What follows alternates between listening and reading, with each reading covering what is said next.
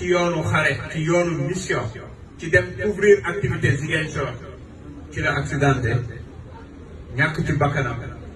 nekkoon l'homme à tout faire de Pastef muy le jeune Ibrahima Fall nga xam ne ba muy dem dafa tàggoo wax ne combat bi su ma ci deewee la seule chose bi ma ci intéressé mooy dina am ñu reprendre flambeau bi continuer bi mu faatoo magam bi ko doon abal photo appareil photo muy photo parce que ñun Pastef yor nañ communication ba yegg si pouvoir communication mësul am budget volontariat rek SNCOM mësul am budget léeg-léeg ma taseeg samay xarit yi nekk te beneen boor ba ñeneen ñi xam nañ lépp da ngeen di jël ay cabinet bi ko dëbb ma ne leen effectivement parce que y a des patriotes yoo xam ne dañuy participer ci yëf yi te xaaruñu rien en retour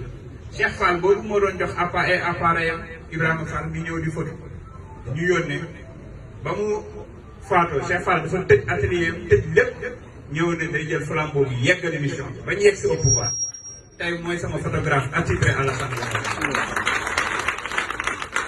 loolu mooy le sens du patriotisme.